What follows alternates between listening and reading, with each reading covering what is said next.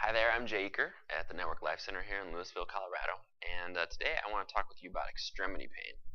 And as with all pain, I want to talk about that from the perspective of the work that we do here at the Network Life Center. And what that means is that we want to go way back to when we were in the womb, even back to when we were just young babies, back to when we were young children, because at that point in our lives, the part of our nervous system that was online is a part that's just feeling into our environment. It's just relating directly to the energetics of our environment through resonance, through entrainment. And as we were doing that, we were certainly feeling into our parents a lot, and we may have noticed that their system said that there's something about the world that's not safe, or that there are certain emotions or feelings or sensations that happen in our bodies that aren't safe to feel.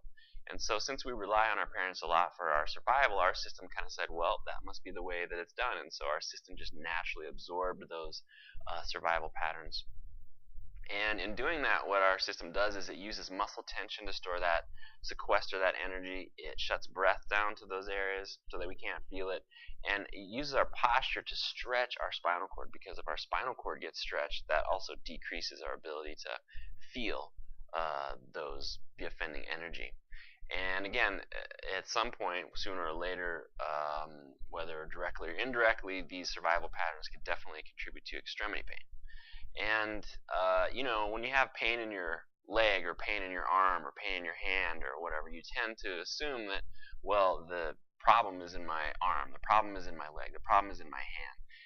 And certainly that can be the case. If you break your arm, you're going to feel pain in your arm, and that tells you that there's a problem there, definitely. But for most people, the pain that they experience in their bodies, the pain that we experience in our bodies, is something that's kind of creeped up on us over time. And it's really as a result of these survival patterns that are in our system.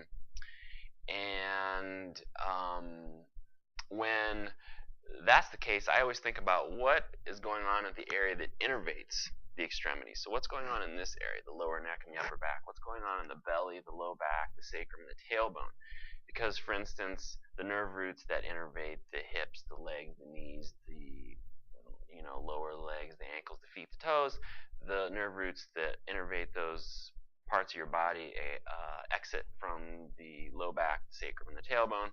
And of course, the nerve roots that innervate your shoulders, your arms, your elbows, your forearms, your wrists, your hands, your fingers, they exit from this lower neck, upper back part of your body. And so whenever people have extremity pain, I kind of think, well, what's going on in those areas? And those areas definitely happen to be places where these survival patterns are manifested through muscle tension and through stretching in the spinal cord.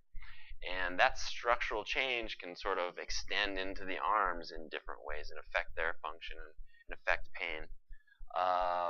But really the sort of fundamental source of pain generally is sequestered energy, the energy that gets sequestered in our system as a result of those survival patterns. And that energy, it kind of is always waiting in the wings. It's trying to get us to pay attention.